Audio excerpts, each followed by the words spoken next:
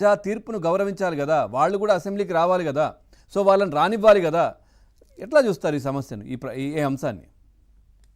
Sir Jaganmohan Reddy గారి మాటలు ఎలా ఉన్నాయో చూస్తున్నారు సార్, ప్రజలందరూ తీరు కూడా చూస్తున్నారు. అంటే ఆయన ప్రవర్తన తీరు ఏంటన్నది నేను ఒక ప్రెస్ మీట్ పెడితే ఆ ప్రెస్ మీట్ లో క్లియర్ గా తెలిసిపోతుంది సార్. అంటే ఇంత అసమర్థమైనటువంటి నాయకుడిని సీఎం గా 5 సంవత్సరాలు భరించారా అనిపిస్తుంది సార్. అంటే ఆ ఇక్కడ ఉన్నటువంటి ఆయా నియోజకవర్గాల్లోకి సంబంధించినటువంటి 11 మంది ఎమ్మెల్యేలు జగన్మోహన్ రెడ్డి గారితో కలుపుకొని, అంటే 10 మంది ఎమ్మెల్యేలు కూడా వాళ్ళని అసెంబ్లీకి వెళ్ళిన తర్వాత ఒక లీడర్ గా ఉన్నటువంటి వ్యక్తి వాళ్ళు ఏం మాట్లాడతారు ఆయా నియోజకవర్గాలకు సంబంధించి అనేది వాళ్ళకి ఫ్రీడమ్ లేకుండా చేసినటువంటి అవును. గనుడు ఎవరైనా ఉన్నారంటే జగన్మోహన్ రెడ్డి గారు. అంటే ప్రతిపక్ష హోదా ఉంటే మాత్రమే నేను పోరాటం చేస్తాననేటువంటి వ్యక్తి. అలాగే 2 ఎమ్మెల్యేలు ఉన్నా సరే గాని, అంటే మీరు కూడా చెప్పారు సార్, అంటే చట్టసభలకు వెళ్ళాలన్నది ప్రతి ఒక్కరికి ఒక డ్రీమ్ ఉంటది.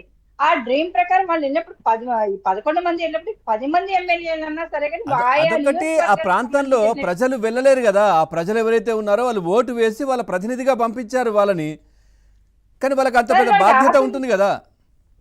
సార్ మనకి ఇంతలా ఇక్కడ ప్యానెల్ ఉన్నటువంటి మీరు కావచ్చు నేను కావచ్చు, మనకు ఒక డ్రీమ్ ఉండదు సార్. ఉన్నా మనం వెళ్ళలేము, అక్కడ మాట్లాడలేము. కానీ ప్రజలు ఆ 10 అవును. మందికి అవకాశం ఇచ్చినప్పుడు వాళ్ళని కూడా మాట్లాడకుండా చేసినటువంటి వ్యక్తి జగన్మోహన్ రెడ్డి. మాజీని పట్టుకొని తిరుగుతున్నాడు సార్. ఈ మాజీలకు సంబంధించినంత వరకు వీళ్ళు ఎలాంటి చరిత్ర ఉన్నటువంటి వ్యక్తులు, పార్టీని ఏ విధంగా నాశనం చేశారు, ప్రజా ఆస్తులను ఏ విధంగా కబ్జా చేశారు అన్నది ప్రజలందరికీ తెలుసు. జగన్మోహన్ రెడ్డి గారు ఇదే బ్యాచ్ తీసుకొని బయట హల్చల్ చేయడం తప్ప పూర్తిగా అసెంబ్లీకి వెళ్ళి ప్రజా సమస్యల మీద గళవిప్పేటువంటి దమ్ము లేదు సార్. ఇంకో విషయం చెప్పాలంటే జగన్మోహన్ రెడ్డి గారు అండర్లోనే, అంటే 175 కి 175 వచ్చేస్తాయనేసి ఆ రోజు ఎలా అయితే పగటి కలలు కొన్నాడో, ఈ 10 మందిని కనీసం వాళ్ళు ఏంటి, ప్రజలు ఒక అసెంబ్లీకి పంపించిన తర్వాత ఒక శాసనసభ్యులుగా వెళ్ళినటువంటి వ్యక్తులు ఏ విధంగా మా నియోజకవర్గం గురించి ప్రమోట్ చేసి అక్కడ మాట్లాడతారని, అంటే కనీసం ఒక 11 మందినైనా ప్రజలు నమ్మారు కదా సార్. ఆ నమ్మకాన్ని కూడా వమ్ము చేశారు సార్ జగన్మోహన్ రెడ్డి. అసెంబ్లీ సాక్షిగా వమ్ము చేసినటువంటి వ్యక్తి జగన్మోహన్ రెడ్డి. మళ్ళీ ఇంకొకసారి అవకాశం ఈ 11 కాదు సార్, ఒక్కరికి కూడా అవకాశం ఇచ్చేటువంటి అవకాశం అయితే మాత్రం ఎట్టి పరిస్థితుల్లోనే లేనట్టుగానే గ్రౌండ్ లో చర్చ జరుగుతుంది. ఎందుకంటే ఈ మాజీని వెంటేసుకొని హల్చల్ చేయడం తప్ప వేరే జగన్మోహన్ రెడ్డికి వేరే పని లేదు. ఇంకో విషయం ఏంటంటే సార్, నిన్న ప్రెస్ మీట్ పెట్టి చెప్తున్నాడు, ఒక సీఎం అని రెస్పెక్ట్ లేదు, ఒక ప్రతిపక్ష నాయకుడని రెస్పెక్ట్ లేదు, ఆఖరికి ఒక మోడీ గారిని, ఒక అమిత్ షా గారిని కూడా ఏకవచనంతో సంబోధిస్తూ ఉంటాడు. పవన్ కళ్యాణ్ గారిని, అలాగే బాలకృష్ణ గారి సినిమాలు తీసుకొచ్చి మాట్లాడుతున్నారు సార్, సెన్సార్ బోర్డు తీసుకొచ్చి మాట్లాడుతున్నారు, డైలాగుల గురించి మాట్లాడుతున్నారు. అసలు వాళ్ళు రప్ప నడుపుతామని కట్టుకున్న బోర్డుల్లో ఉన్నటువంటి ఈ డైలాగులు ఎవరికైనా తెలుస్తుంది. సరే, డైలాగే కాదు కదా, గతంలో ప్రెస్ మీట్ పెట్టినప్పుడు కూడా నరుకుతారా ఎవరిని, టీడీపీ వాళ్ళనా, మంచిదే కదా అన్నాడు కదా ఆయనే. అవును సార్, అవును.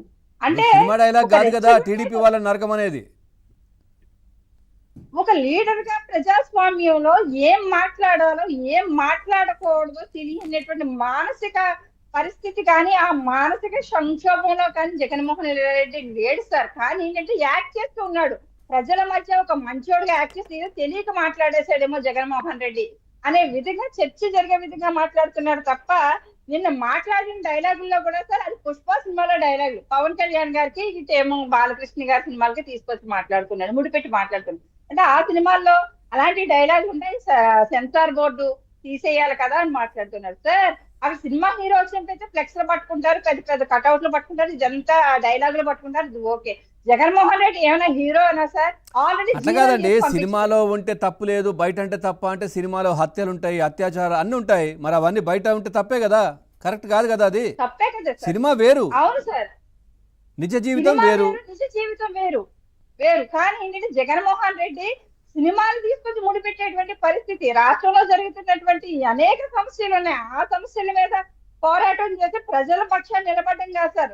రప్ప అని నరికితే తప్పే ఉంది. టీడీపీ వాళ్ళు నరుకుతారు, మా వాళ్ళకి బీపీలు వచ్చాయి, మా వాళ్ళకి షుగర్లు వచ్చాయని చెప్తుంటాడు తప్ప ఆ క్యాడర్ని ఎలా కంట్రోల్ చేయాలన్నది కూడా లేదు సార్. ఎందుకంటే జగన్మోహన్ రెడ్డి ఏం చెప్తే అదే కీలు బొమ్మలాగా పైనుంచి నాయకుల దగ్గర నుంచి కింద క్యాడర్ వరకు ఆడాలన్నది తప్ప నిజంగా వాళ్ళకు ఉన్నటువంటి సమస్యలు తీర్చేటువంటి అవకాశం కూడా జగన్మోహన్ రెడ్డికి లేదు. మనం అధికారంలోకి వచ్చేస్తాం కదా, 3 సంవత్సరాలు ఆగితే సరిపోతుంది, చంద్రబాబు నాయుడు గారు ఇంటికి వెళ్ళిపోతాడు అంటారు. అంటే పగటి కళలు కనడం, పగటి కళలకంటూ ఒక ఆ ఏంటంటే ఆ ఓకే, వాతావరణం రైట్, ఒక డ్రీమ్ లో ఉంచుతున్నాడు. కార్యకర్తలందరినీ కూడా ఒక డ్రీమ్ లో ఉంచుతున్నాడు. ఓకే. నిజంగా 151 సీట్లు వచ్చినప్పుడు కూడా వారి ఎమ్మెల్యేలని అసెంబ్లీకి పంపించినప్పుడు జగన్మోహన్ రెడ్డి అపాయింట్మెంట్ కూడా దొరకకుండా ఆ ఎమ్మెల్యేలు, మాజీ ఎమ్మెల్యేలు పడిగాపులు కాశారు సార్. అంటే నిజంగా ఒక చెప్పాలంటే వాళ్ళను వాలంటీర్ల లెక్కలోకి వ్యవస్థ తీసుకుంటున్నట్టే అనిపించట్లేదు జగన్మోహన్ రెడ్డి వ్యవహారం చూస్తే. ఆ 10 మంది గెలిచిన వాళ్ళను సరే గెలిచారులే అన్నట్టుగానే ఉంది, అంతే తప్పించి వాళ్ళని పట్టించుకోవట్లేదు. అదే సార్, ఆయా నియోజకవర్గాల్లో జగన్మోహన్ రెడ్డి వాలంటీర్ వ్యవస్థ వల్ల, లేకపోతే జగన్మోహన్ రెడ్డి ఒక్కడనే చూసి ఓట్లు వేయలేదు సార్. ప్రజలందరూ కూడా అదే అక్కడ కదా. ఆయా అభ్యర్థులను కూడా పరిగణలోకి తీసుకుంటారు, ఆయా కమ్యూనిటీని తీసుకుంటారు. తీసుకొని